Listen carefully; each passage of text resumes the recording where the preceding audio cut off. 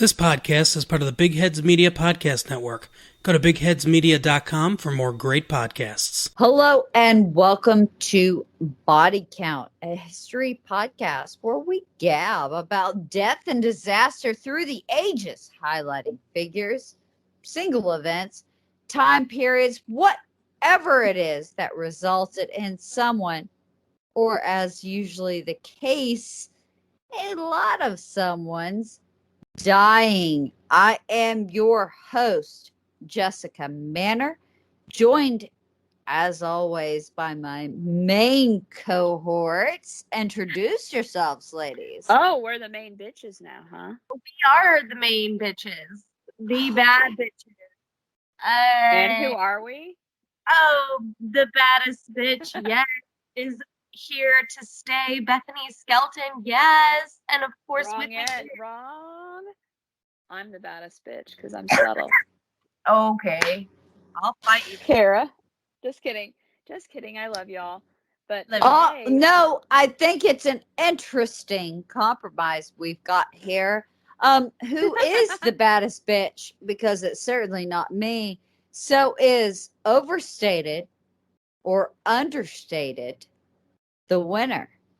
Actually, you're right. We are kind of extreme. We're on the opposite spectrum. So anyway, yeah, what are we exactly discussing tonight? Well, we are what revisiting Our Lady. We discussing? First off, we have to talk about housekeeping, guys.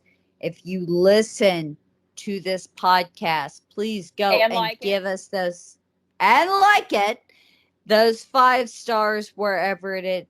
Like maybe that you listen to that podcast. I know a lot of us pile into Apple Podcasts, Spotify and Stitcher, but maybe it's somewhere else. Give us those 5 stars and please review the podcast.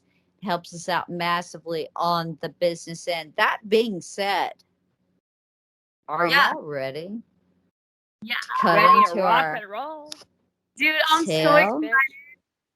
So excited to learn more about this badass bitch. She, you know what? We might be having a discussion on which one of us is a badass bitch, but I feel like this woman that we're going to continue to discuss is the baddest bitch of Which, them all. By the way, of the 3 of us, can we just discuss, and there's going to be much discussion and discontent, I would probably be the Nancy Wake, right? The one that is, well, only if you refer to the one that would be bougie unless under the right circumstances, and then a badass bitch, because then I could see it. Oh, do you mean the one that would marry Henry Fioca and use him to yes, you would further her? Yes, I would, all day long. So that being said, when we last talked about Nancy, guys, she had pledged herself to working on with an escape line for trapped Allied servicemen and refugees on the continent. And it's important at this point, I feel like, to say this is a British espionage organization. She is also part of the still continuing French organization. I feel like I don't always make that clear, but yeah, she's working for 2. Now, Nancy explains. Yeah, she's just double dipping. Oh God, she's here. I'm gonna smuggle some people over here. I'm gonna also be a spy over here. I just love her. If she was on Twitter, her whole Twitter basis is #I hate Nazis, right? Like that's her entire identity. So Nancy explained. And you know it's fucking oh true, my right? God, Kara. Oh, oh my God, that fucking cracked me up. Yeah, no, it's very true. So Nancy explains this works a lot like a series of communist cells, if you will, and understanding how her British underground network works. So essentially, you knew the person to your left and to your right who gave you the refugees and who took them, but no one else on the line. Makes total sense, right? So in this way, if you get captured by the Nazis or the Vichy government and you talk, you break under torture. You only know like a smidge of people.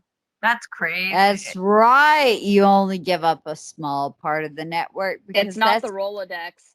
It's not the Rolodex of who's who and fucking espionage. Like, oh yeah, you mean the main boss? Oh yeah. Oh, you mean that cunt?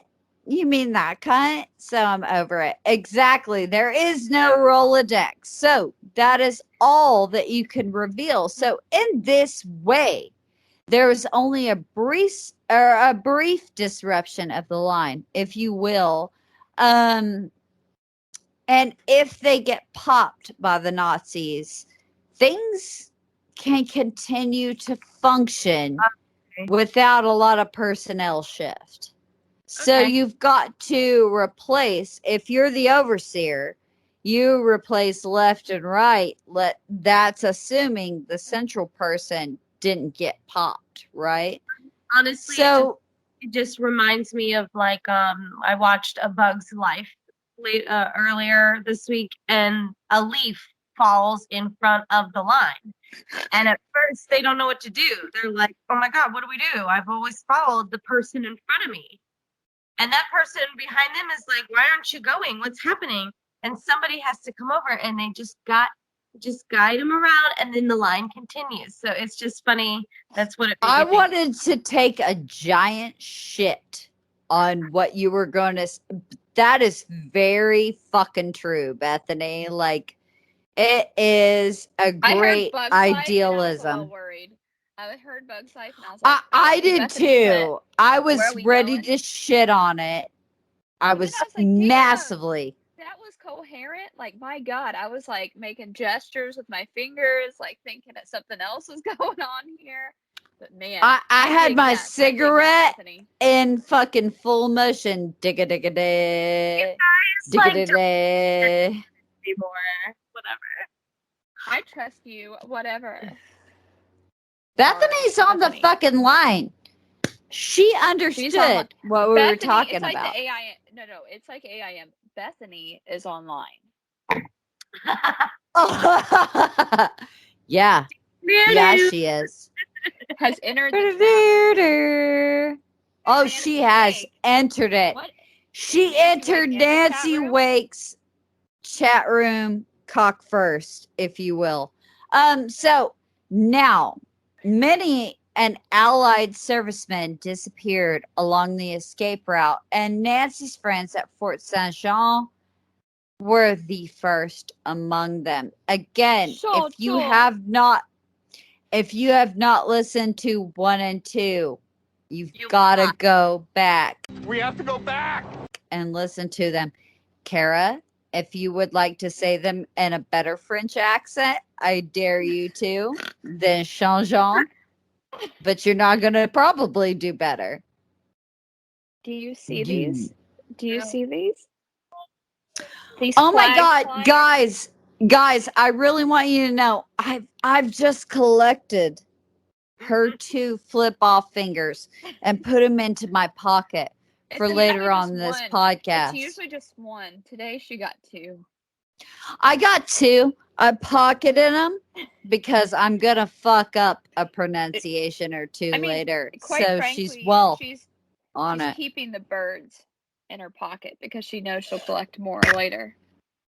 Kara, goddamn it, I almost spit all over the front of my fucking laptop. Oh, you asshole. What can I say? Improv with you is natural because you're, well.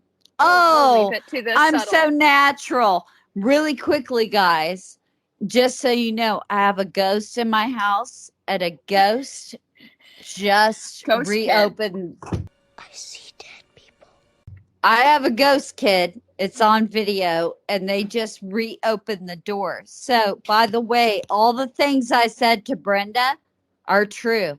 I have found a ghost kid. So, now, many an Allied servicemen disappeared, like I said, along Nancy's escape route through Fort Saint Jean among the first, but there are going to be more. By this point, Hitler had started to enact his final solution.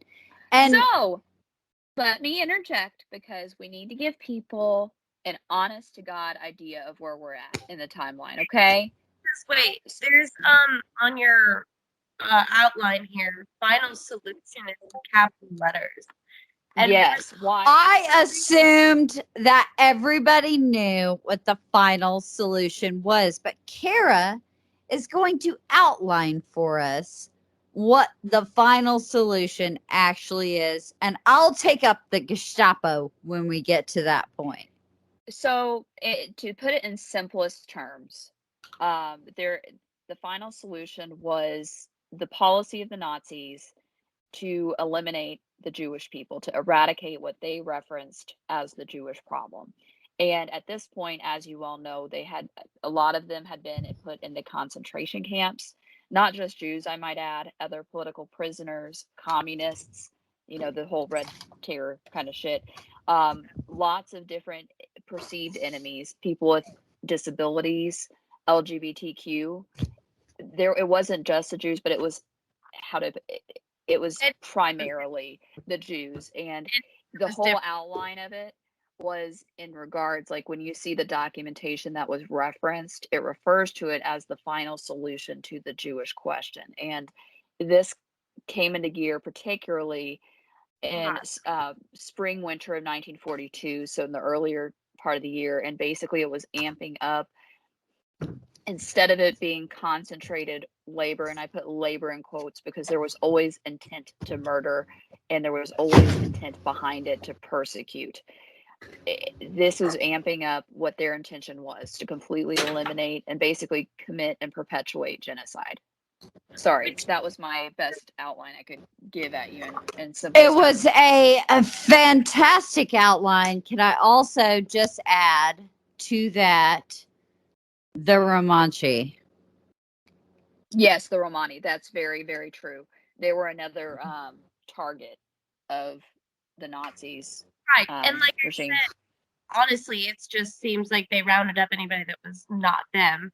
But I guess anyone that wasn't like to them to an extent, but particularly those to an extent, but right. And I guess for me, whenever I think of Hitler, you put a name to it. Like, it confused me when you put like an actual, that's what it's called. And I guess because in my mind, as a person, when I hear Hitler or I hear Nazis, I just think of one thing, and it was they murdered a fuck people. But, they didn't just go around chopping heads and shooting people. It was a slow process, and they obviously needed organization to round up all these people. And in my mind, that's not where I go.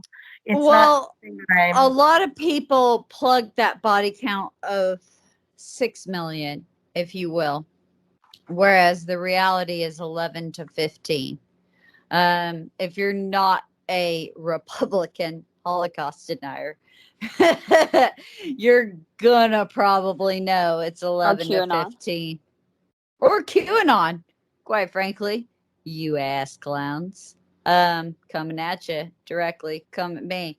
But again, like I said, this point, final solution is acted. So many a refugee, where we're talking about in France, where Nancy's at, right? They're fleeing destruction and death on the continent, and they found themselves in our sweet Nancy's hands. Why, Mr. Garrow pulled the strings. So not only were people, particularly Jews, fleeing extermination in Europe, the Vichy government which is supposed to be an independent France. Remember, right, Bethany? Said to the Jewish peoples, hey, all you foreign-born Jews, you're illegals now. To the camps. Oh, shit. Oh, shit. Yeah. That wasn't fucking great. So, wait. In the German occupied zone, which is northern France, right? Naturally, the same thing occurs with some immediate execution thrown in the mix, right? And just to add at it, they keep up the horrible. So this leaves 30,000 plus French Jews in concentration camps just within the occupied zone. They give up their own fucking country members as if they are members of the Onslaughts and everything else. That gives a whole new phrase to neighbor turned on neighbor. Like, it's just a whole. Well, have you ever seen that Tarantino movie? That's why that opening scene occurs in France, if you will. Yeah. So, wasn't long though before the Germans said, you know what? Let's go ahead and grab all French-born Jews as well in all kind of parts of the territory. So small wonder Nancy Wake has her hands full, right? Right. She's getting not just servicemen, and I will give her this. She's a bad bitch. She didn't care who it was who came through her escape line. You were getting out, and that included French-born Jews or Jews from the continent. She didn't give two tits.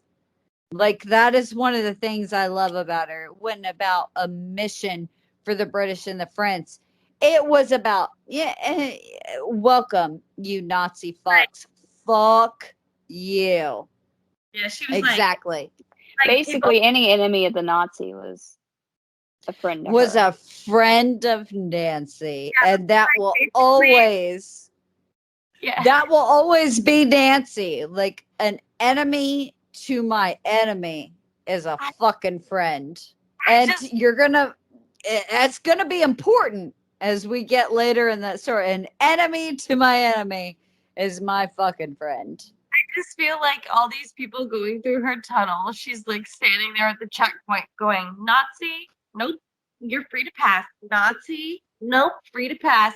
Like, check the nails. Like, it's like Stan from American Dad. Like, yeah, exactly. But we also know fundamentally, no matter what anybody says, it's very important to Nancy that the Jews get out, because think about where her Nazi hatred began. We've covered this in past episodes, right?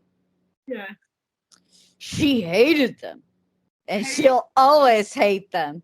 And I say hated that way for a reason. She hates these cunts. So all the refugees would pass along the Perpignan to the base of the Pyrenees, which was just chock full of resistance folk. I don't know how much you know about the Pyrenees region, listeners, but I'm going to say resistance is very much in their blood. Please look up the Pyrenees region. It's in their blood. 110%. Not to mention the recent conflicts right before it.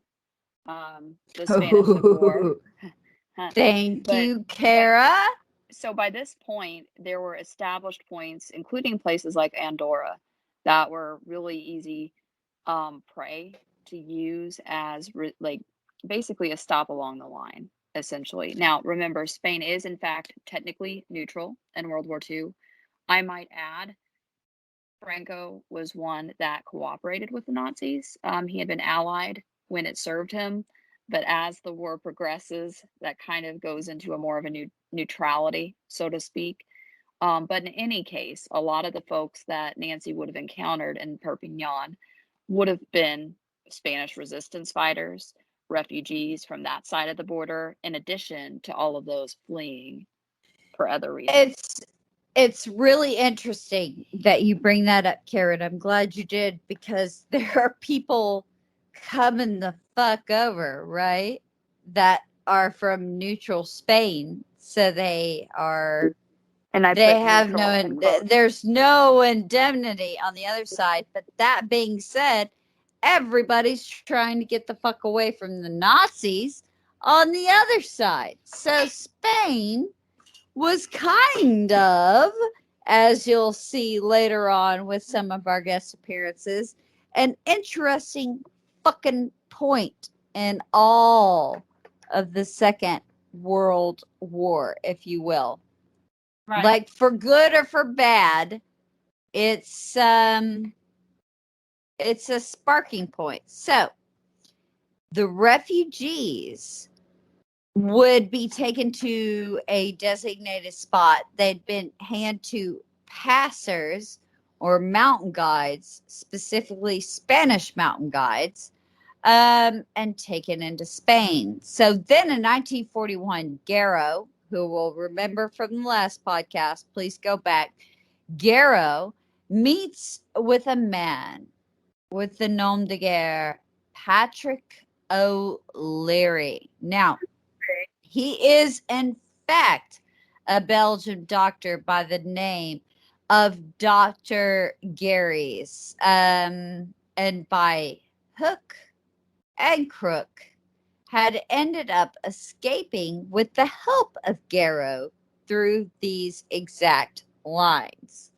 Now, while O'Leary didn't capture Nancy's, fancy as this romantic figure, and we know our Nancy, she's very much tied to romanticism. She romanticizes a lot of things we're going into. We know that because of her life, right? Right. So she might not romanticize Gary's the way she would, or Patrick O'Leary, for the rest of this, but she is going to end up escaping with the help of Mr. O'Leary. Now, while he didn't, like I said, capture Nancy's fancy, even she had to agree, this guy's one hell of an organizer, y'all. Garrow sees most of the day-to-day control of O'Leary, and soon those little troops starts to cook. So the best I can describe it as, it's not that she has anything wrong with O'Leary, right? Okay. He's just really Like, good. she doesn't object to him, but he's no Scottish gentleman like she's used to with her dear old Garrow, right? So she's used to a certain British sensibility when it comes to talking, doing everything else. And O'Leary is very point A to point B to point C, and he doesn't have time to fuck around with you. So that's why he's an excellent organizer. She likes him because he means he's down to business. He's got it handled like that. It's a hard thing to be termed as a person of character, like myself. So then a person of character is what O'Leary is always termed as in every historical novel you may read. So he's a historical little dude. Not, I was going to say heroine, but the opposite, right? The swashbuckling guy. Yeah. And that's what gets me about O'Leary, because he's a very effective spy, right? Everybody notes this motherfucker. Everybody. Well, it's crazy because he's so overt, right? it's the Casablanca complex, right? It's everyone knows Rick, so therefore Rick, you know what I mean, does as he pleases kind of shit. I think it might be that, because what we're going to come to later, and this is why I specifically wanted to highlight this, is what we're going to come to later. You'd think the motherfucker wanted to be not known, right? But In apparently, theory. you're exactly right, Carrick. It's that exact fucking theory that kind of what he does later to help Nancy blows my fucking mind, because his entirety of existence is being so underground. But you're right. He's such a character. Oh God. Just Jesus. You nailed it with that goddamn Bogart shit right there. We're gonna get to. Oh, that was such the perfect description. And So, timing wise, if you think that movie came out in that exact year, it is kind of funny. it is kind of funny. I wonder who they could be talking about, quote unquote. So now O'Leary, as we know, he's fucking bold. So he grabs Nancy and plans a tunneling escape of 30 plus Allied airmen from a military prison in Nice, which bold enough in itself, except these airmen then had to escape via a British submarine from a wide open beach full of anti-invasion fortifications and Nazis. Which might not be a good thing either when you consider U-boats. I don't fucking know. No, it certainly isn't in this case, but here we are. And it, like, this is why they never attempt this again, Kara. You're exactly right, because of the threat, and it never is attempted again. But the daringness of the single attempt lives in infamy, if you will. Technically, this means that it works, right? Yeah. Oh, It works like a motherfucker. Still goes off without a hitch. And that's just how O'Leary and Nancy with him kind of rolled when they were dealing with this shit, guys. That's just how they deal fast and loose. So naturally, plans like these required money, because And this luck, required let's be money, frank, right? Luck. Ha. Luck and money. You got to pay motherfuckers off, and the right motherfuckers, right?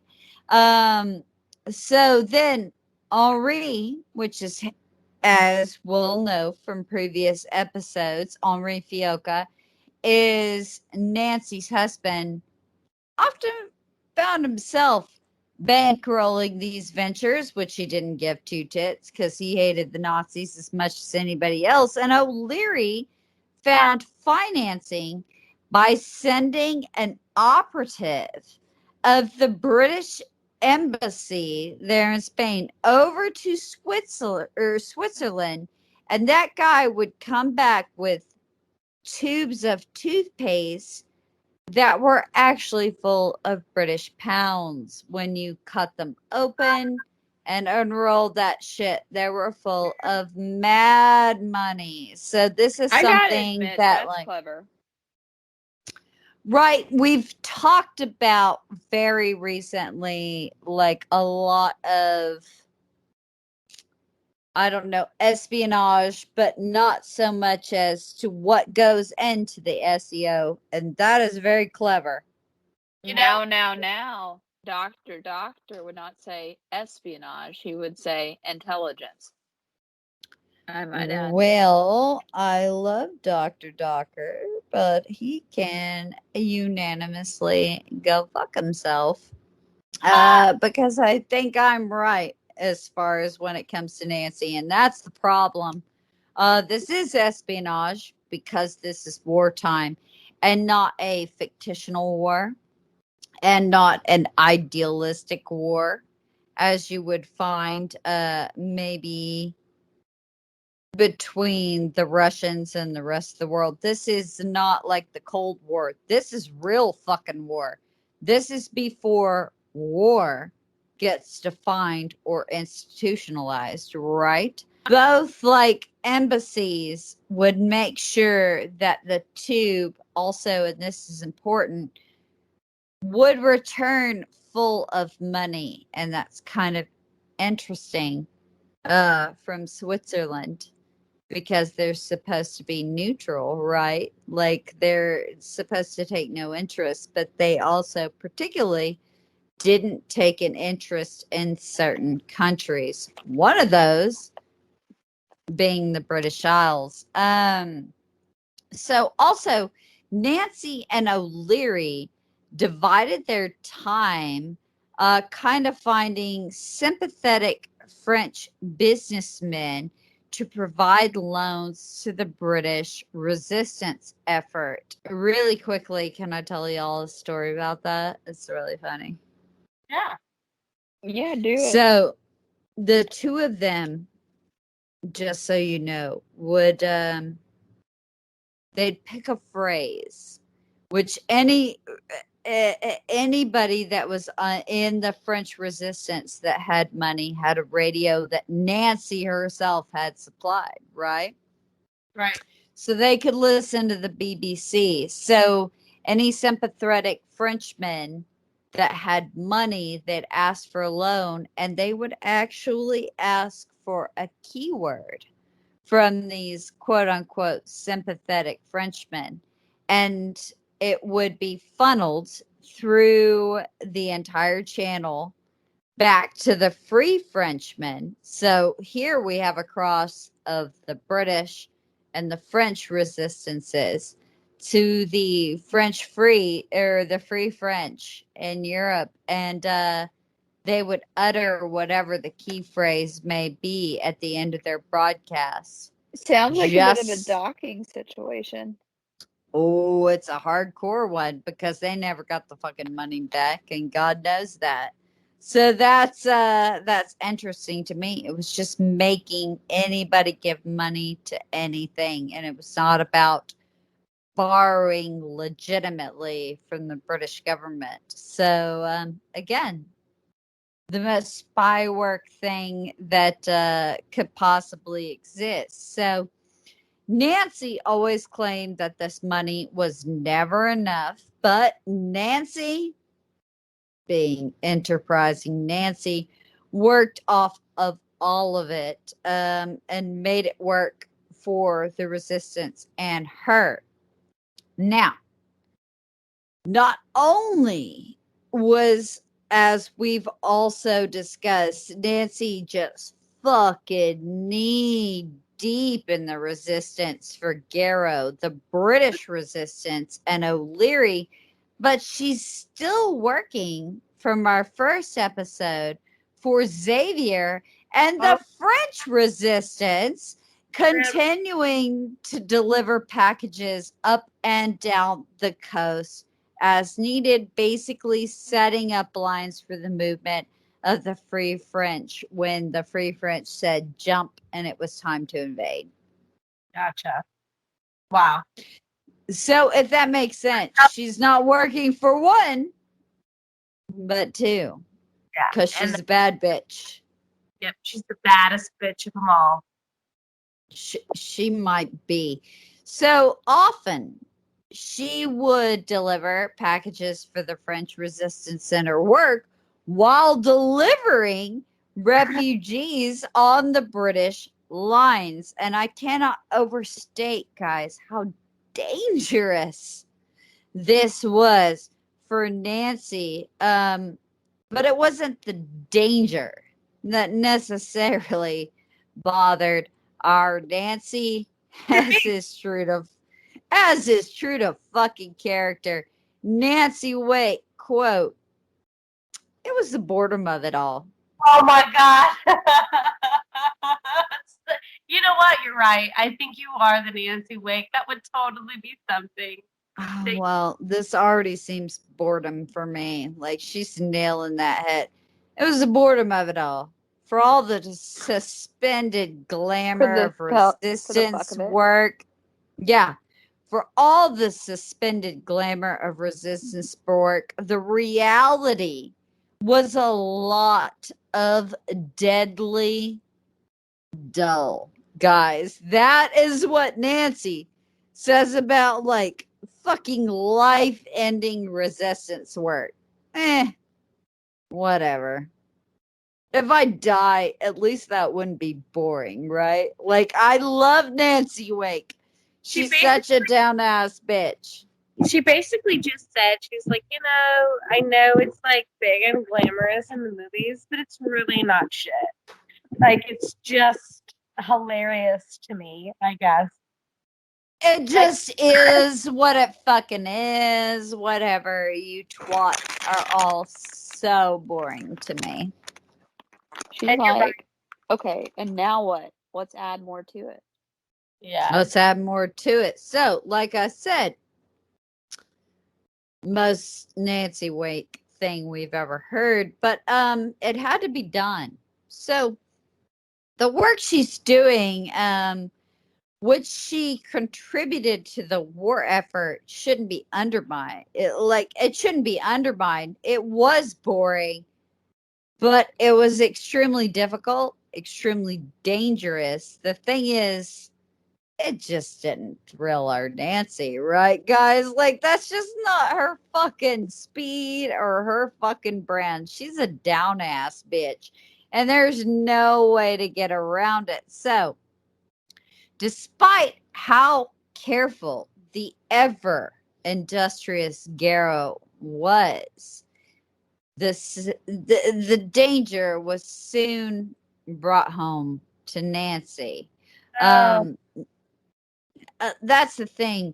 No matter how discerning, all the bad eggs turn on a dime, and Nazi spies were able to work their way along a network. And in the things that are going to happen to Garrow, Nancy learns very quickly that if there's a Nazi spy in your network, it's very clearly apparent, and you have to make an escape, right? That's the thing about Garrow that she learns. So eventually, a man by the name of Cole was to be Garrow's downfall. The resistance had identified Cole as a rat, and he had he's specifically a British rat that lied about his rank, lied about everything to get out of a court martial, essentially, or what we would call a British court martial, and pretended to essentially be a spy in France. And then when he was found out for who he was, stealing money, he turns his coat, right? So see, if there's something worse than a spy, it's a turncoat. Like, you know what I mean? Like one that's been a spy and then flips to the other. Like, that's something I have no respect for. Like ones that are just easily flippable. Like, it's one thing being like always on the same team, or even double crossing for that team. Like you'll see with several with Agent Garbo around this time period anyway. But I think you will. Dude, but to be like this dude, you're like, such a piece of shit. So he runs to the Gestapo for protection, telling them the names of every resistance worker he knew. Which is why it's so important that he didn't know the whole chain, because that would have been bad. Oh, yes. Which is also why somebody like O'Leary would never fuck up and let him know as many people as what Garrow is going to do.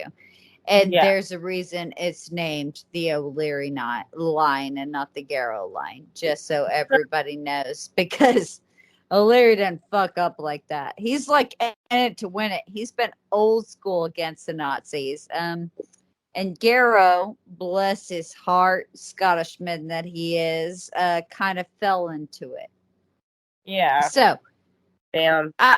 I mean, it's a difference because, again, I cannot say O'Leary's been playing this a long time in his own country and everything else he's doing. He's in this to fucking win this. Yeah, And Garrow kind of sees it not as a game, that's the wrong thing, but just like that general British intelligence where everybody's there to fucking be, I don't know, just there. It's not got the American or on the, like, everybody's not there to like gut you, right? It's like a cute thing.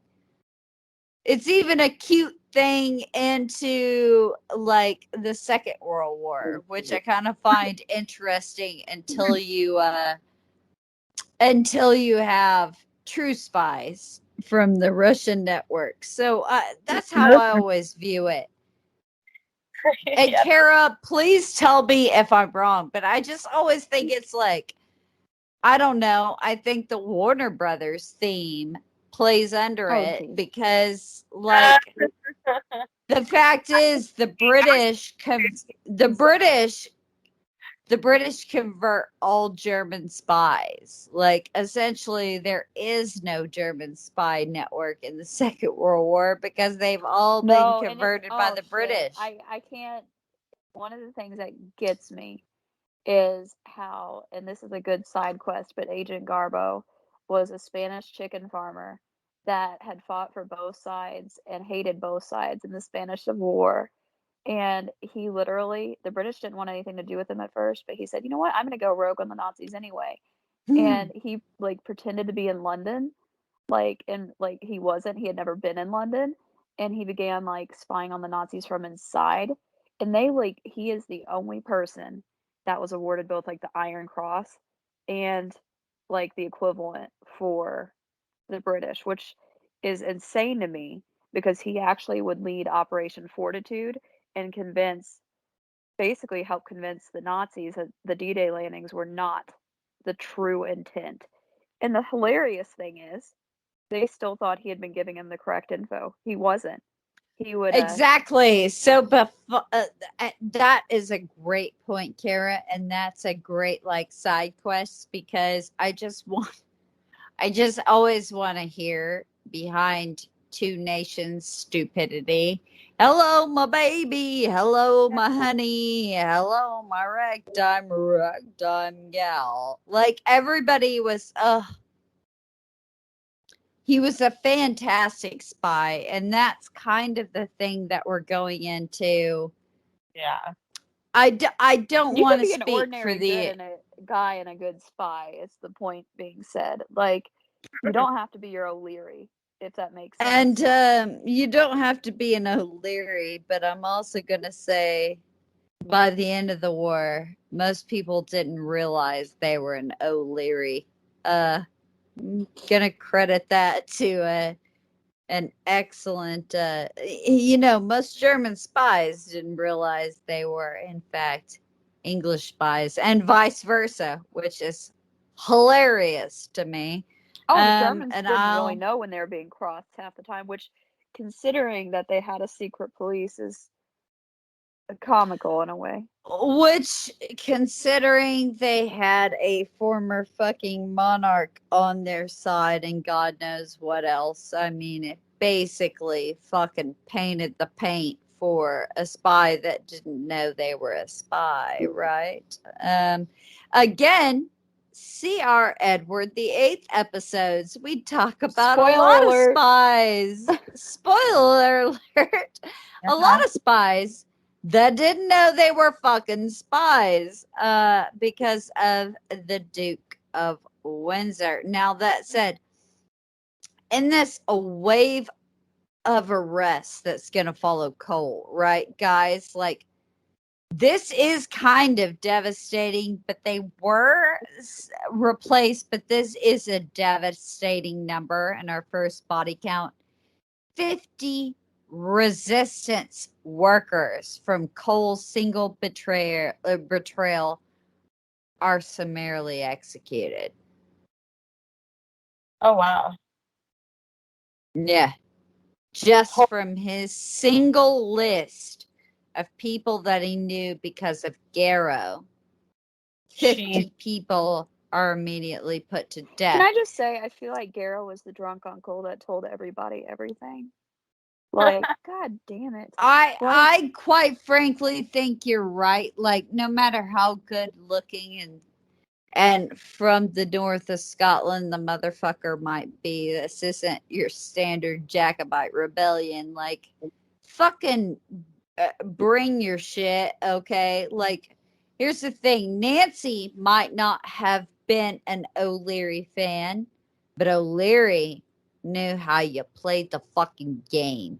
Right. And that's why it's the O'Leary line and not the Garrow one. Despite what he may have started, he fucked up hard, believing what was his standard British ally, right? Right. So what happened to Garrow?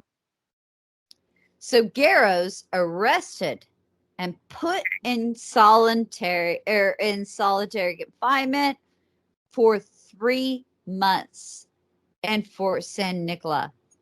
He's then sentenced to do 10 years in the Mosak concentration. No good. Yeah. That's not good. Okay. So no fucking good. Although I won't say it's like Auschwitz, right? But it's still Yeah, they work you to death. I mean, they give you skeletal portions. They beat you. You're not. They work you to death. They work you like they don't put you in goddamn gas chambers. Which, if you're in one, Bethany, you might argue, is a little bit more better. humanitarian than working you to fucking death on No, nonsense rations. I'd rather just have it ended. I don't know. I think it with me. If it was me, I would rather not work on nonsense rations. I would rather not work myself to skeleton. Just fucking kill me, you pussies. Would be my response. And now, again, I'm gonna die, but I'm gonna die, but at least I'll have the sense to be like, kill me, you pussies. Bethany, would we pull a Nancy and bail her out or not? Yeah, I would try to. How do we do it? How do we do it? What do you mean bail her out? Well, you're gonna do it like fucking Nancy's gonna do it, motherfuckers, and we're gonna find out. And that's what you get next. Because at least I have dark hair, but I got blue eyes. So there we are. Because Nancy's fine, right? Although I think they wouldn't have been crazy about the Native American heritage. So we're just gonna pretend I'm Germanic and English. No, they actually studied some Native American languages in the interwar period because of the advantage that some of the code breakers had done in the First World War I. Did you know that? Yeah, I did know that. They did. But if I have to take my bet off what they've garnered from that Madame Blavatsky hashtag, like Napoli's like Aryan bullshit belief they've taken, I'm not going to be in the majority. Right? Yeah, but you're also not in, like, I guess, the prime. So you're kind of like. Well, then I'm not in the majority. You're right. So it's very interesting. They might make a thing of me. They might not. Il Chique, motherfuckers. They might be interested in such a thing. So, who knows? Now, as we know, this left many of the line exposed with the capture of Gallo. Now, especially O'Leary, which, because he's a savvy motherfucker, moved deeply and more deeply underground than ever. Nobody could identify him. Nobody knew who the fuck he was. He could pop up at any second and He can pretend to be everybody. That's the great thing He's like Bogart, about dude. Oliver. Just picture Bogart. Well, as a Belgian, he speaks fluent French. Okay, I know not literally Bogart, but just like your charming motherfucker who's a little underground, but No, I think you're right with Bogart because as we're going to see, he's very much fucking Bogart. Like he is a charming motherfucker. And he may not have on the surface charmed Nancy Wake, but it takes a lot to charm Nancy, right? Like you she's can't like, give me the money, man. pretend like not even like, the money. "Oh, It's I just mean-" like I'm not here about fake bitches, which I think is going to be the most important part when we go into our leadership. It's not even about the money. It's not even about the rank. It's just like, are you a down ass bitch? I think that's the Nancy Wake 1940. Are you a down ass bitch? Well, if you're not, fuck off. And I think you're going to find that is very much is going to be who Nancy is. I don't have time for fucking cunts, is her thing. So, again, O'Leary's moved deeper underground, but O'Leary, like I said, dead clever motherfucker. And the Gestapo has no idea where to even begin looking for O'Leary. Therefore, Nancy's work for the British resistance inevitably continued as busily as her work with fucking Xavier on the French Connection. But Nancy, she didn't fucking settle down. But Nancy was nothing if not a loyal bitch, and I appreciate this about her. Even with O'Leary's line, when it became clear she's hardly going to let Garrow remain in jail. Oh, is this what you meant about busting some people out? Is Nancy to pull some straight up gangster shit and bust people out of jail? Some smoother than gangster shit, I'll put it that way. Smoother. She's a hard ass bitch. Like, Yeah, that's the thing I have got to have everybody know. She like is more crafty than that. So at this point, as always, things are going to get a little bit crazy. Yeah. When Nancy gets mad, as all of us know, that is always the jump off period. Nancy, quote, it was almost like they were so busy doing everything else that the task of getting Garrow out was no more than a distraction to them. Even though Garrow set up the network in the first place. And I just wasn't prepared to accept that. Wow. Despite, right? Like the baddest bitch, like, no. That is loyalness right there. Like, damn. Okay. I get it though. I get her. This is the thing I will always say about Nancy is I get her fucking state of mind. I wouldn't have abandoned him either. I get attached to people too, so like I'm loyal to a fault. So I'd be like, well, I'd rather, you know what I mean? Like, yeah. So right, so it exists for all of us, right? We wouldn't have fucked around with it. Like, fuck you. We wouldn't have probably getting been as them smooth out as she is, but no, but then we hadn't had as much practice. So, despite all the things that Nancy's juggling, she pencils in Prison Break at the top, and they, in a pure fucking Nancy fashion, top of the list. Hook up milk, eggs, Prison Break. Milk, eggs, Prison Break. We know this thing about Nancy. That's literally how she made lists. She was a badass bitch. So, top of the list, Gigero food, her letters, and she and Henri even managed to visit him once. They paid for the lawyers that took Garrow's case on the off chance that some integrity remained in the Vichy justice system. Spoiler alert, did not. You know, hashtag shocker. After the first 3 months, Garrow was hashtag history. Right. At least it wasn't deep into history that time.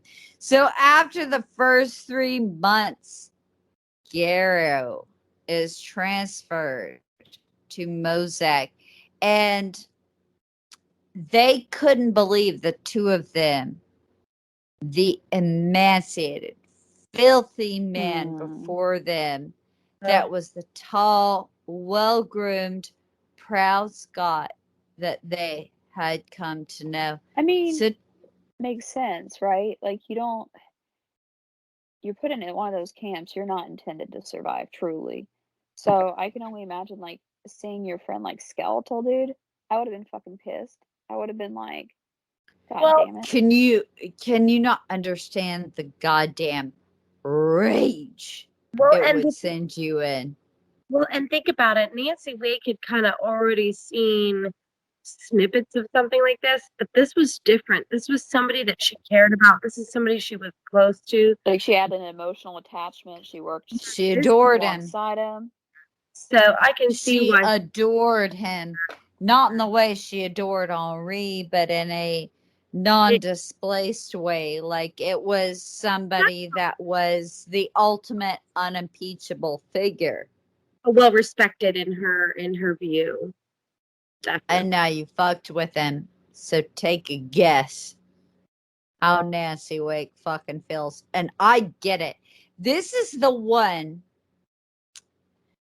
Everything else, guys, I don't know that I could follow Nancy Wake down, but if I had seen this thing, ooh, like, you know what I'm saying? Like, this is my true hatred moment. Like, Jess, because, and we're going to get into why in Vichy, France, you might not feel the full rage of the Nazi party. And trust me, Bethany, it's going to come to call.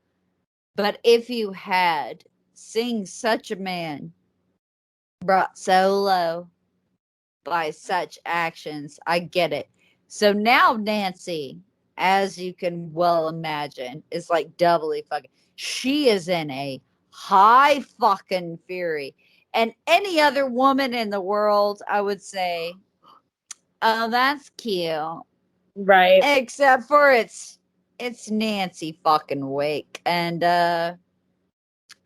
when she's in a high fury, bad things tend to happen for the enemy. So Nancy goes true spy mode now, asking about until she discovers that the guards at Mossack could be bought. She rather pressingly and angrily bullies O'Leary into making sure that Garrow could be smuggled out post escape and what is to be known as now the O'Leary line.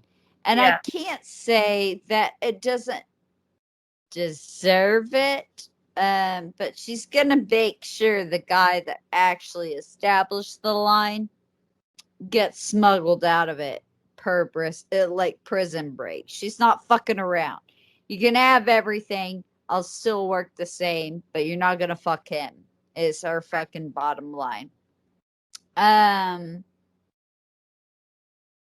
So she kind of goes to these bizarre Vichy camps, pretends to be his first cousin, yada, yada, yada.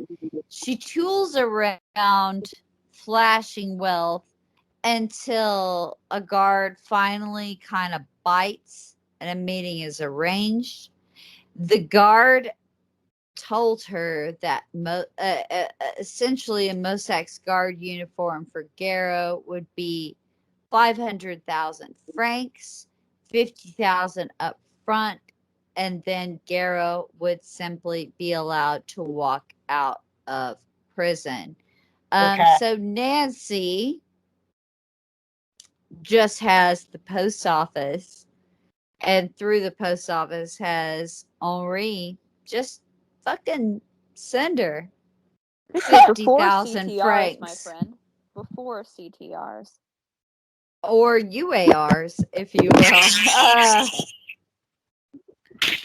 She's a bad bitch, but to be fair, I think that was only about 250 fucking pounds. So It was like no skin off her back or Henri's back.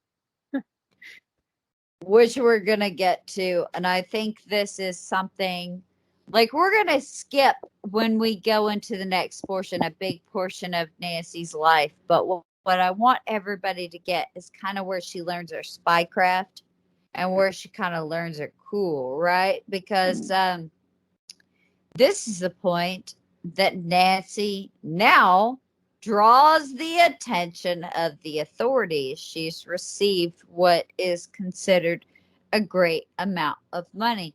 So when she goes to visit Garrow the next day, she's called, if you will, into the commandant's office, right? So, it's supposed to be so scary for her.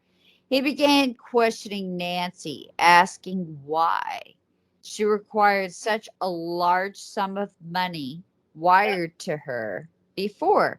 Now, Nancy,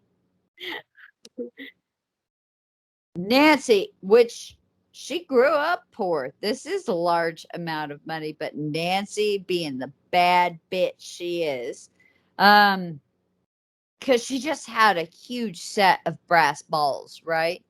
They were just amazing fucking low hangers.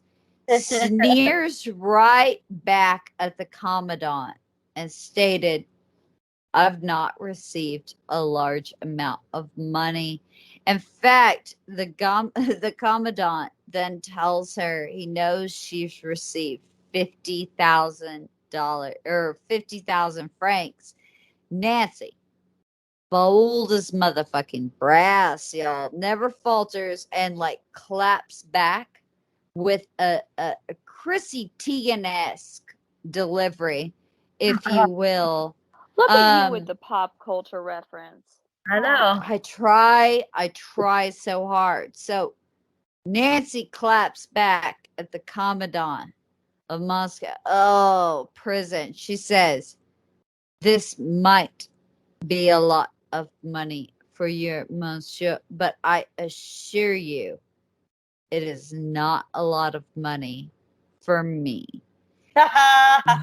This chastens the commandant enough that there's no more said about the manor. Nobody looks into it. Damn. Nobody records it. Nothing. She shamed him so much that it just disappears.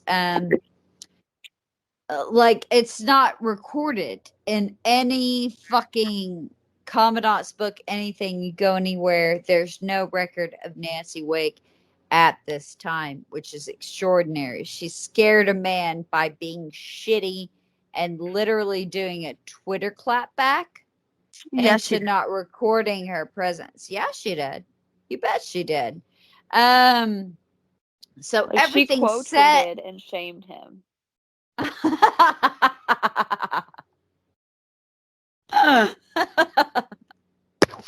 Yes, she did. Oh my God, Kara, that was super funny.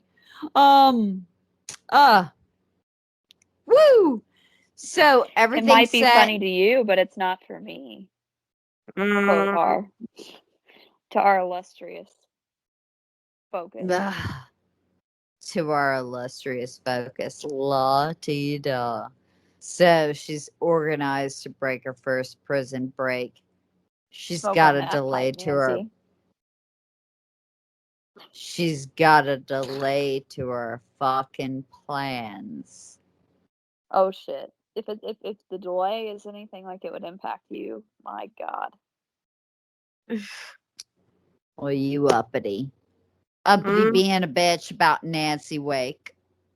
So I'm not. I'm just acknowledging the similarities between certain people. Indeed you are. So If you choose to read into it more, then so be it, Wow. ma'am.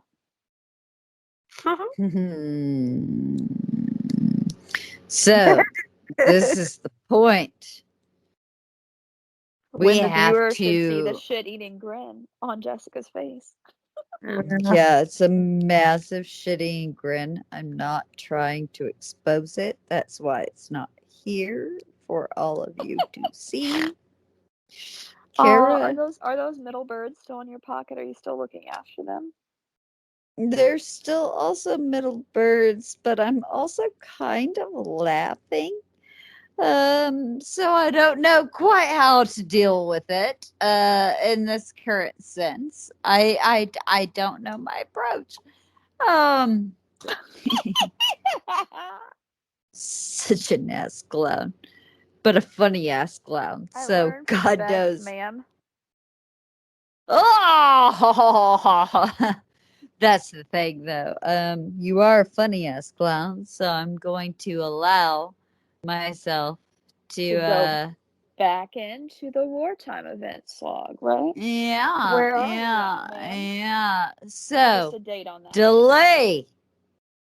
delay, and Nancy's plan. So to this point, we've got to kind of jump back and forward and back again. We're going to be shifting around in our timeline, guys. It's important that you understand that, as Kara, as my fucking history mom, makes me understand. So November 8th, 1942, 110,000 Allied troops under the command of General Bernard Law Montgomery Damn. land some 500 ships on the beaches of North Africa, which, as all you like lovers of military history are probably going to call Operation Torch. It's not really central to our narrative.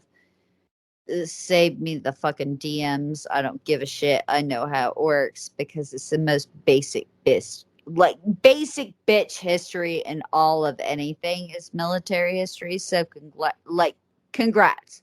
You're a basic bitch. You have hit it. You have hit the baseline.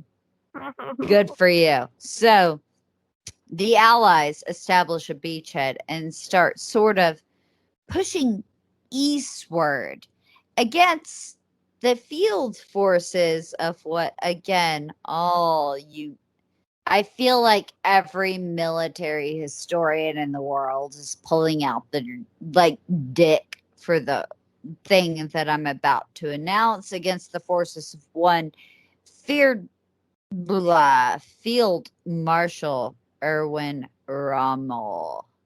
No one cares. FYI.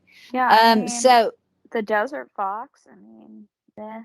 I'm sorry. It's the thing that gets me the most, you guys, that gets me the most fucking fired up. I just don't care. I don't care. Ugh. I'm sorry. Everything that came after cut through him like a slice of pizza, and he was rather boring in the overall. Ugh. I'm sorry. I know a bunch of people want me to care about Rommel. I just can't. He's boring, you guys, and you're boring for being into him. So, that being said, naturally, our Nancy has heard this via BBC radio. She's fucking thrilled, right? Right. Following the news, like I said, on her smuggled radio, Nancy, quote, from that point on, France knew she was not alone, that it had not been abandoned after all. Cool. Morale soared, and there was a sense that the remnants of what had been the French army were forming up together again and might be a force. Huh. So I think what she's appealing to at this point, and what probably Nancy's gonna know later, are a resistance force, because the reality is that's not gonna happen. Right. But there is gonna be a resistance.